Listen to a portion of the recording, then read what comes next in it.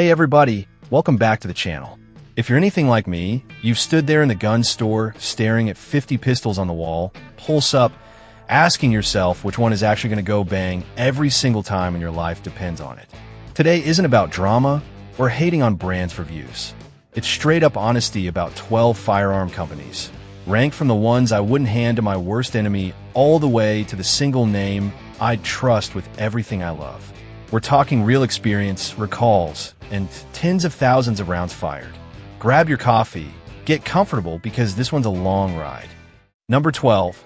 High Point Firearms, proudly marked made in Mansfield, Ohio, has dug itself a permanent spot as the absolute king of defensive guns under $200, pushing thick, blowback only 9mm, .40, and .45 pistols plus matching carbines to people who believe something in the hand beats nothing when money is tight. The formula is dead simple. Cast Zamek slides and frames straight from molten pot. Press a steel barrel liner in, wrap a polymer shell around the grip, toss in one stamped steel magazine, and a lifetime no questions asked warranty that'll fix or replace it forever, receipt or not. That warranty is the only reason loyal fans keep buying, because these guns don't wonder if they'll break, only when. Using pure blowback to save on costly lock breech parts means every round smashes the soft alloy slide like a hammer. After 2,000 or 3,000 hot loads, the ejection port turns egg-shaped.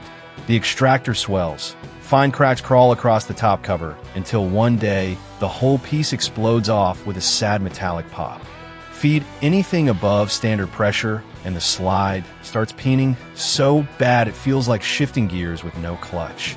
Fixed barrel looks good in theory, but the molded plastic sights wiggle if you look at them wrong. The 9-pound trigger drags like frozen syrup, and groups at 10 yards look like shotgun blasts while the carbine opens that mess to dinner plate size at 50 if the flimsy stock flexes and ruins your cheek weld. Hollow points are a 50-50 gamble. The short feed ramp loves to choke on wide JHP noses so hard that owners carry a wooden dowel just to clear jams. Drop a magazine on pavement, and the feed lips bend like soda cans. The grip safety needs a gorilla squeeze that disappears under adrenaline, and the slide stop is basically decorative. It feels like a cinder block with a trigger. A loaded compact, 9mm weighs 4 pounds, conceals like a lunchbox, and the carbine stock slaps your face like cheap lumber. No police department on earth issues them. The military won't touch them, even for basic training, and aftermarket parts pretty much stop at threaded barrels and optic mounts that still can't save the pot metal core. Still, the carbine crowd loves it because an extra $100 turns cheap 9mm ammo into 100-yard steel ringing fun, and the warranty team truly will FedEx you a new one overnight if yours finally grenades. Keep it spotless after every trip.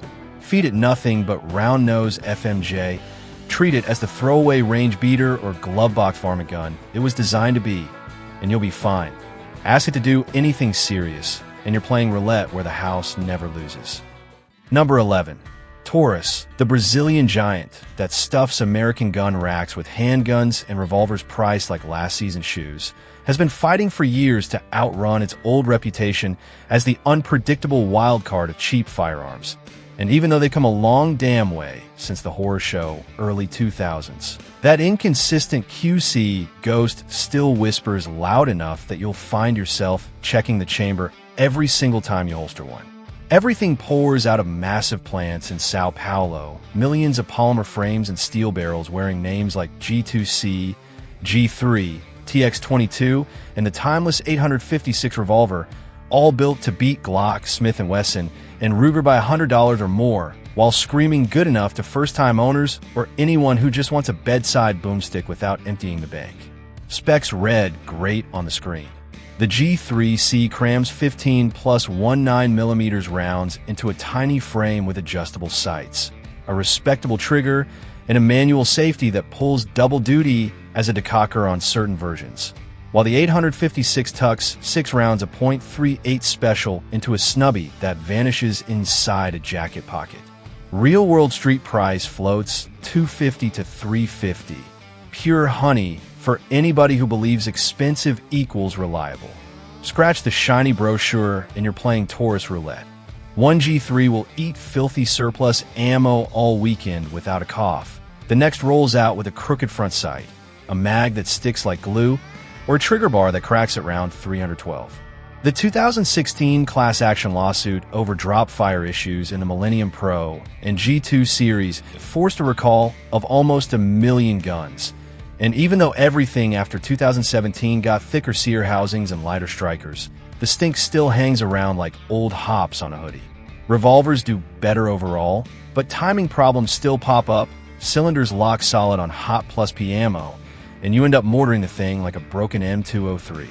Independent torture tests show current Taurus pistols usually surviving 2,000 rounds, yet failure rates still sit around 5% in big samples. 5 times worse than Glock or Sig cops basically don't carry them anywhere except a couple South American agencies. Armorers groan when one shows up for qual, because parts are proprietary and repair times are counted in months. Aftermarket is finally growing, holsters and fiber sights are out there, but good luck locating a match barrel or Apex kit without a treasure map.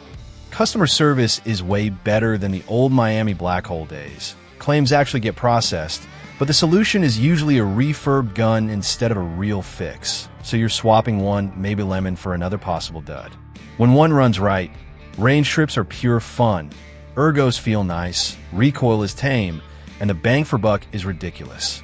Flip the script to a dark parking lot with your heart hammering, and that 5% failure cloud suddenly feels huge. Bottom line, Taurus is the classic you get what you pay for roll of the dice. Awesome for casual plinking, backyard practice, or the dude who wants 2 guns for the price of 1 big-name piece. But if your life or your family's life is on the line, treat it as the budget beater it is and keep saving for something higher up the food chain, because real peace of mind never goes on clearance. Number 10. Kel-Tec, the Florida garage genius that grew into a full-blown industry rebel, built a die-hard following by designing guns that look like they jumped off a sci-fi movie poster.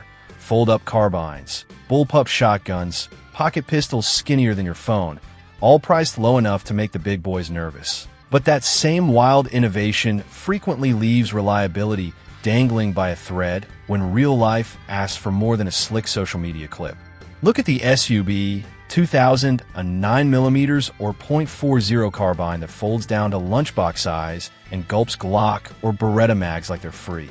Pure brilliance for hikers or bug-out bags. Except the aluminum Firearm bends under recoil, the feed ramp wears out fast after a few thousand rounds, and slam the charging handle too hard and the bolt bounces into double feeds. Taking it apart for cleaning is a trap.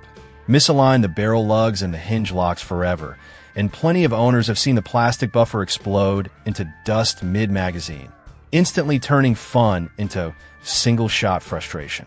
Then the KSG, that twin-tube 12-gauge, promising 14+1 in a bullpup shorter than most bird guns. The idea is fireworks on paper, but the selector switch clogs during mag dumps, empty hulls jam between tubes, and short-stroke the pump under pressure, and it locks tighter than a bank vault right when you need it most. The P, 3-at, and PF9 basically invented the true Micro 9 category, proving 7 rounds could fit in something wallet-sized, but first-gen frames cracked around 500 rounds, triggers doubled like a broken record, and the long, heavy dowel pull-made second shots feel like deadlifting the gun.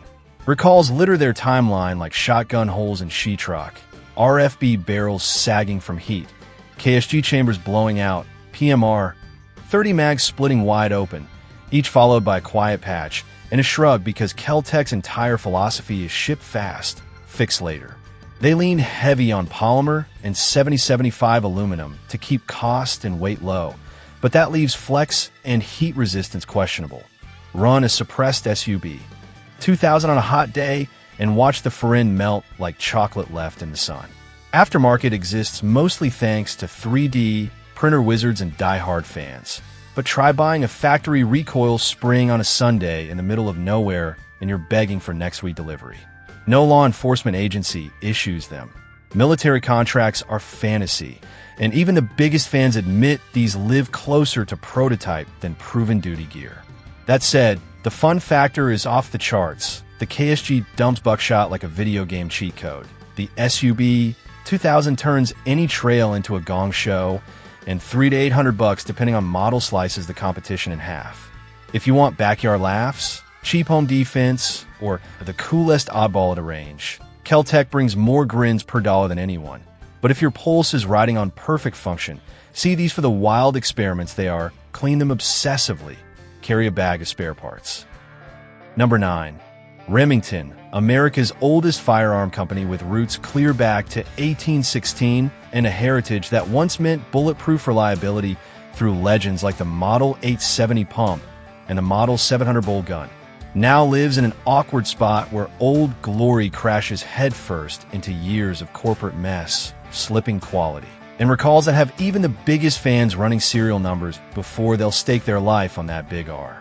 The 870 by itself has killed more ducks, shattered more clays, and ridden more squad car racks than any scattergun ever made, over 11 million built, and a rep for going bang every single pump. While the 700 wrote the book on sniper rifles for militaries and ruled deer camps for decades with its 3 rings of steel and adjustable trigger that could deliver sub-MOA groups straight from the box when everything lined up right. That magic ended around 2007 when Cerberus private equity swallowed the company into the Freedom Group. Production left historic Alien, New York for cheaper factories, bean counters attacked metallurgy, and legendary fit and finish became a crapshoot where one 870 might have a mirror-smooth bore and the next ships with rust spots fresh off the line. Then the Walker trigger disaster hit the 700 series, a flaw that let the gun fire without the trigger moving if the sear was off by 1,000th, sparking a 2014 CNBC expose, decades of lawsuits, and a recall of millions of rifles that still hasn't healed the damage because every accidental ceiling shot puts Remington back in court. Bankruptcy struck twice, 2018 and again 2020, breaking the brand into Rem Arms with new owners swearing they're bringing Alien quality back. Yet brand new 870s and 700s still show up with bendy polymer trigger guards, gritty actions, and chambers that chew brass like a wood chipper.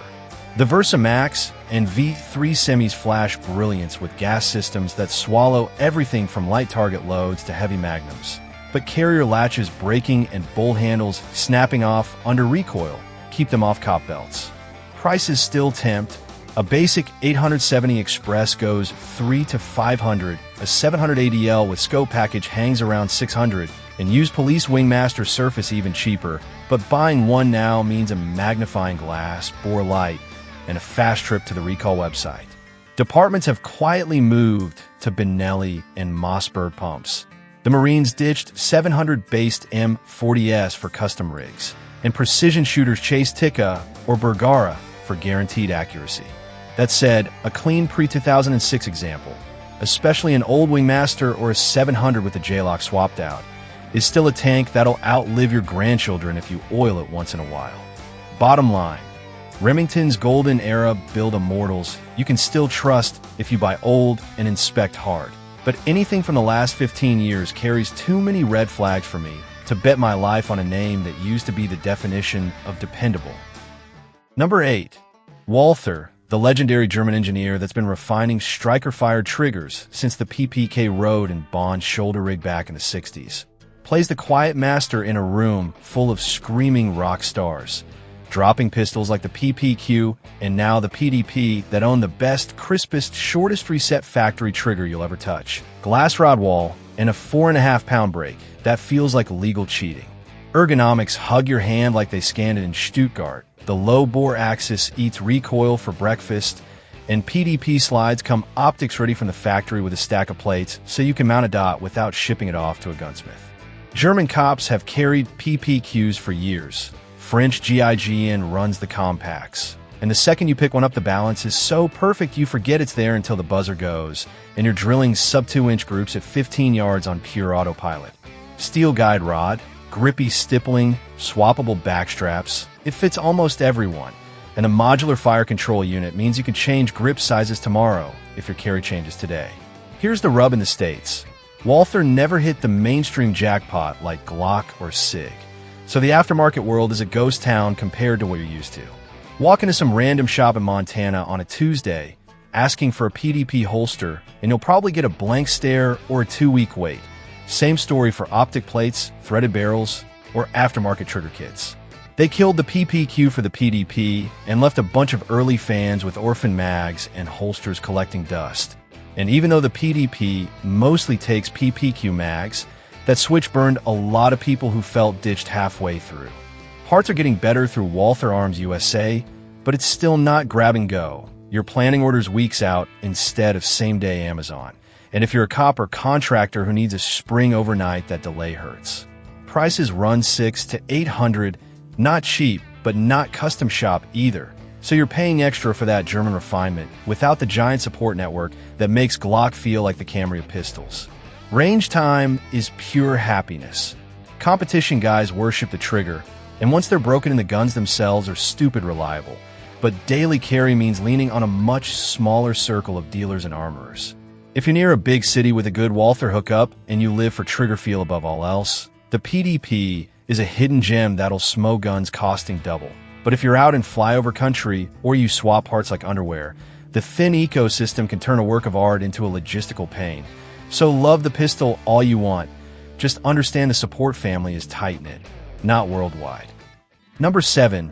Ruger, the American juggernaut started by Bill Ruger in 1949 and still hammering out guns in giant plants across New Hampshire, Arizona, and North Carolina, has locked down its reputation as the toughest, cheapest, no-nonsense shooter that almost never dies, yet stops just short of the very top tier because that relentless chase for value sometimes leaves finish. An aftermarket a step behind the fancy crowd.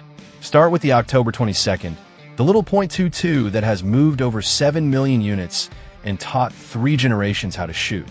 The rotary mag runs like butter, barrels swap in minutes, and you can dump a literal million rounds downrange without the receiver carrying, making it the absolute ruler of rimfire, plinking, squirrel hunting, and backyard classes.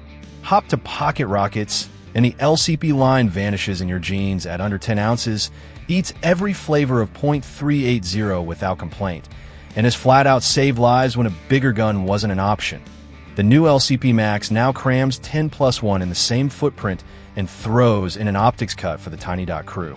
The Security 9 and EC9S bring real 9mm power to the under $300 shelf. Solid polymer that feels good in hand, triggers that snap cleaner than most cheap strikers, and accuracy that will clang 8-inch plates at 15 yards until your arms fall off. Ruger wheel guns like the GP100 and SP101 are straight-up tanks, 6-shot .357 cylinders that laugh at magnum loads, adjustable sights, and grips that fit everyone from kids to lumberjacks. Even the SR 1911 series gives you forged slides and frames, tight bushings, and skeletonized triggers that hang with custom shops for half the cash, even if the checkering is a little light and the MIM parts aren't quite Wilson Combat smooth. Ruger trips where it wins. Mass production means looser tolerances than SIG or CZ, so one SR9 might shoot 1-inch groups and its brother does 3, and the plastic can feel cheap next to all metal classics. Aftermarket exists, but lives in Glock's shadow. Try hunting a threaded barrel for the American pistol on Sunday night, and you're deep in forums while Glock guys already ordered 10. Big police contracts mostly skip Ruger semis outside, some training units, and the duty pistols never took over like MNP or P320. Still, every Ruger I've beaten on has swallowed muddy ranges, 1,000-round weekends, and neglect that would kill boutique guns, and their customer service actually picks up the phone with a real person who ships parts overnight. Want something cheaper than a Vegas weekend, more accurate than you deserve, and still running when your grandkids take it over? Ruger is the working man's champion that gets it done without selling a kidney. Number 6. Springfield Armory, the historic American name that goes all the way back to 1794, when George Washington chose the Connecticut River Valley for the country's first national armory, has spent the last 50 years turning that legacy in a modern polymer and steel for civilians, cops, and weekend shooters, but it still carries some baggage that keeps it from being everyone's automatic number 1 pick. Walk into any gun store today and the Hellcat jumps out first. 11+ 9mm rounds jammed into a micro frame barely thicker than a deck of cards, factory optics ready slide, grip texture that bites like Velcro, and a trigger cleaner than most subcompacts costing way more. The XD line matured right beside it, going from Croatian import to Illinois-made duty horse with swappable backstraps, loaded chamber indicators, and grip safeties that vanish the instant your hand closes. Small PDs to federal teams have poured millions of rounds through XDMS with zero drama. And the M1, still struts at the range like a walnut and steel rock star, throwing .308 like it's Vietnam all over again. Accuracy is almost never the problem. Put a Hellcat on a rest, and it'll stack one-hole groups at 15 yards all day long with decent ammo. Recoil is sharp, but totally controllable thanks to the low bore and that hand-molded texture. Aftermarket has blown up. Tier 1 and PH-Holster holsters, plates for every dot on Earth, and Apex flat triggers that drop the pull to a crisp 3.5 pounds. Street price sits $500 to $600, pure Glock territory for a gun that usually feels a clear step above in fit and finish. So what's the holdup? 2 words: 2017 Illinois. The parent company got busted quietly pushing for an exemption to a dealer licensing bill that would have screwed every other shop in the state. The backlash was nuclear, boycott calls blew up, and a big slice of the 2A crowd still hasn't forgiven them. Quality-wise, early XDs had some MIM part snap, sear pins, and slide stops mostly, but that's long fixed in current guns. The real lingering headache is consistency. Some Hellcats come with mag springs so stiff they cause feed issues until broken in, and a few XDs roll out with tilted front sights that need a punch and a prayer. Nothing that can't be caught if you inspect and test, but it reminds you nothing is perfect. Bottom line, if that political stink doesn't live in your brain and you want a carry piece that hides under a t-shirt yet punches like a compact, Springfield absolutely belongs on your short list. Just fondle it first, put a couple hundred rounds through it, and double-check the serial isn't on some ancient recall page. Number 5. CZ, or Česká Zbrojovka if you want to sound fancy, has been turning steel into pure poetry since 1936 out of the Czech Republic. And the second you wrap your hand around a CZ 75, SP 01 Shadow, or P, 10C, you instantly get why competition guys speak the name like it's scripture and why the rest of us keep drooling at the glass case.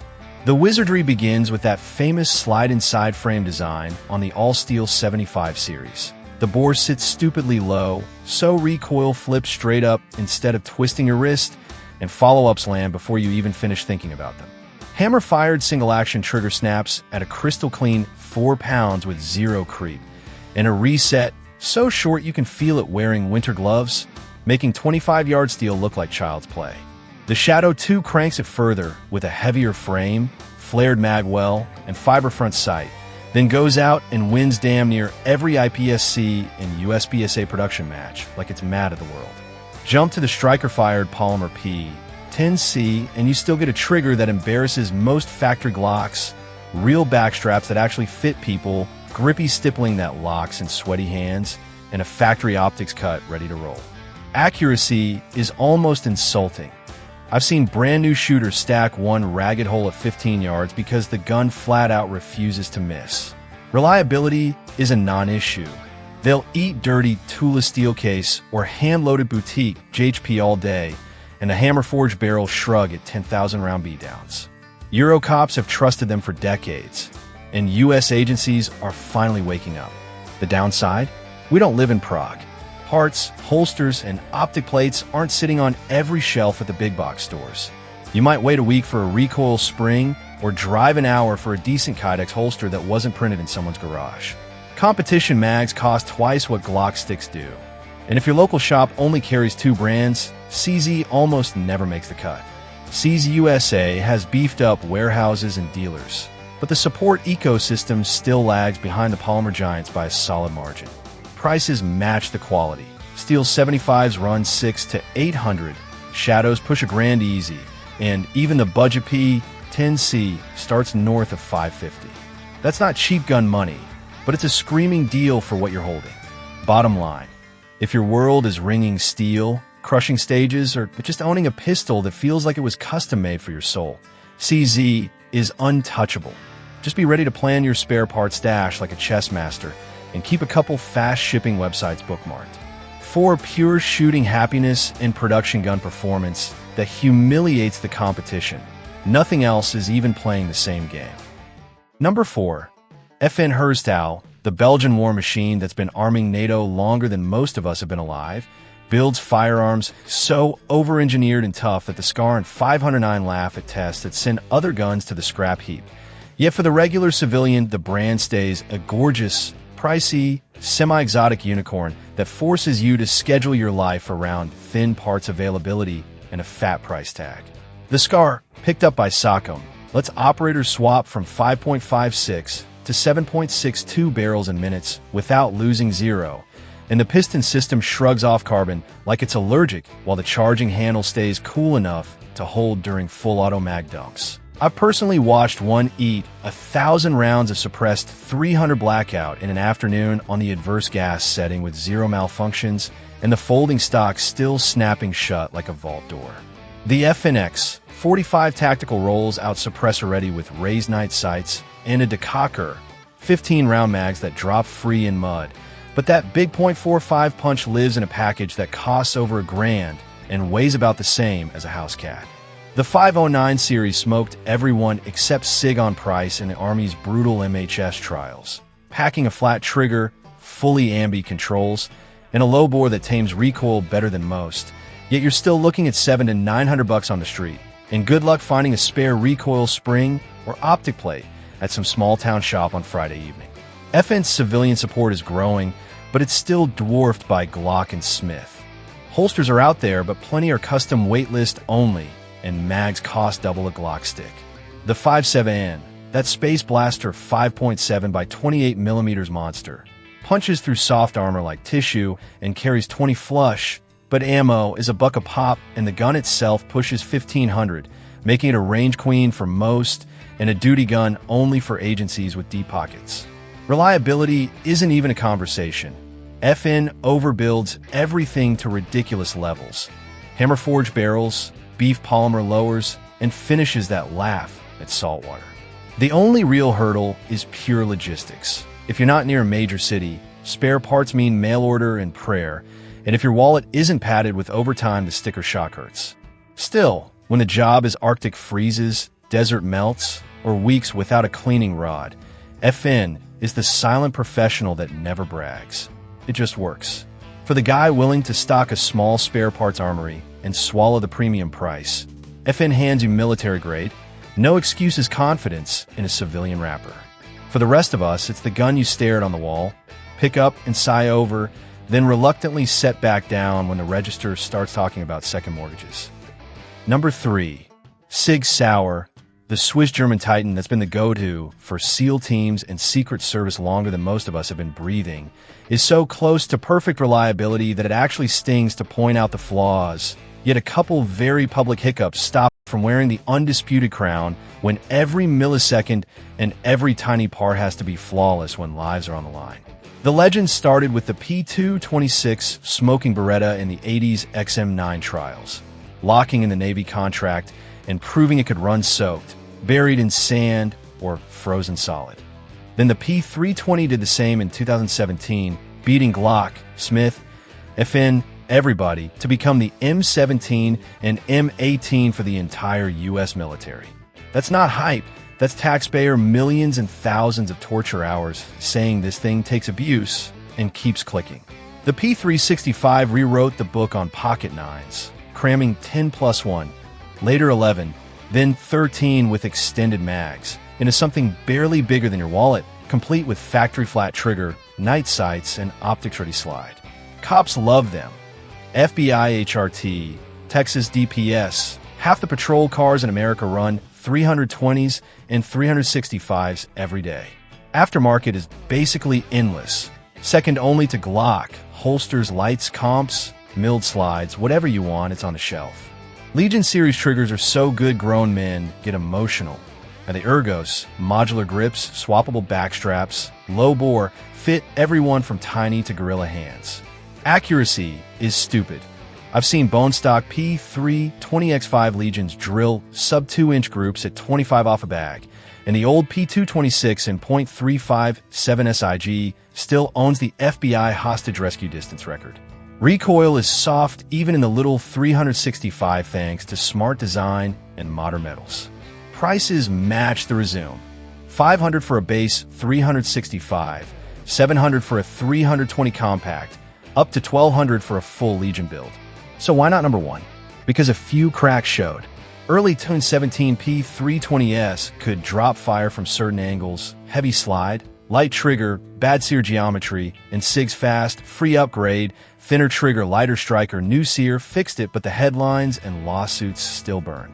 First gen P365S had return to battery problems, snapped strikers, and primer drag with some ammo. Legion trigger bars have broken in high-round comp guns, and some manual safety models let the safety flip on mid-mag if you shift grip. Trained owners who inspect and maintain laugh it off, but Glock has never once mailed out a drop fire fix, and Smith's last big recall is ancient history. Those scars still smoke a little. Bottom line, Sig gives you 99.9% perfection with style, modularity, and precision that makes shooting feel like cheating. And for most of us, civilian, cop, or contractor, that's more than enough. But when a mission absolutely cannot tolerate that last 0.1%, when one failure equals body bags, you'll sleep easier knowing the boring Austrian block has never needed a do-over. Number 2, Smith & Wesson, the Massachusetts legend that's been putting guns in the hands of sheriffs, soldiers, and regular folks since 1852, is literally one hair away from the top spot because it brings straight American muscle, battle-proven duty performance, and pricing that doesn't require a second mortgage. Yet a few old bumps in the road keep it from snatching the absolute throne. Walk into any cop shop or FBI office and you'll see MMP 2.0S everywhere. Full-size 9mm with 17+1, 110 twist barrels that eat 115 grain plinkers or 147 grain subs without hiccup, steel chassis buried in the polymer for bomb-proof strength, and swappable palm swell backstraps so it fits any hand on the planet. Trigger breaks clean at 5.5 with a short, loud reset you can ride all day, and the aggressive texture keeps it glued even when you're sweating buckets. Compacts and Shield Plus versions shrink it down, but still pack 10 to 13 rounds in something thinner than a wallet, and newer slides come optics ready out of the box. Adoption is huge. LAPD buys them by the pallet, Border Patrol runs them on the line, and the platform has swallowed hundreds of thousands of training rounds without frames cracking or slides peening. Aftermarket is deep. Holsters from every big name. Apex kits, threaded barrels, extended mags, everything in stock at the chain stores or 2-day shipping. New they live in the sweet 400 to 600 range. Clean used ones dip under $350, making it the working guy's Glock with a stars and stripes accent. The yellow flags are mostly history. 2013 shield recall for striker shear on pre-August guns. Fixed free forever, but it left a mark. Old revolvers had that Hillary hole lock a lot of people drilled out, and pandemic craziness let some out-of-spec mags and finished blemishes slip through. Metal Frame 2.0S launched at premium prices that confuse people, and the 10mm/.45 versions kick harder than the 9mm Golden Child. Everything's been sorted, serial checks are easy online, and their customer service actually answers the phone fast. Bottom line, if you want a pistol that's been soaked in rain by cops, baked in heat by civilians, and still comes home ready for the next call, Smith & Wesson grabs that well-earned silver medal. Just check the born on date, run a few hundred of a carry load, and you got American iron that won't quit when the badge or your family is counting on it. Number 1. Glock, the Austrian game-changer that took a polymer frame 9mm and turned it into the most trusted handgun on earth since it dropped in 1982, sits alone at the top of this list because it threw out every unnecessary gadget, kept the part count under 40, and gave the world a pistol that flat-out refuses to die no matter how brutal you treat it. Gaston Glock, a guy who made curtain rods for a living and had never built a gun, designed the Glock 17 to win an Austrian Army contract, and the safe action system, 3 internal drop safeties, no manual safety, no decocker, made it dummy-proof for troops and civilians alike. Dunk it in mud, drag it down the highway, bury it in desert sand for a week, dig it up, rack it once, and it shoots like it just rolled off the line. 65% of U.S. cops carry one, from podunk departments to FBI HRT, because Gen 3 and Gen 5 guns have survived million-round torture fests, frozen lakes, and every insane YouTube abuse test imaginable. Polymer laughs at rust. Polygonal rifling shrugs off leading.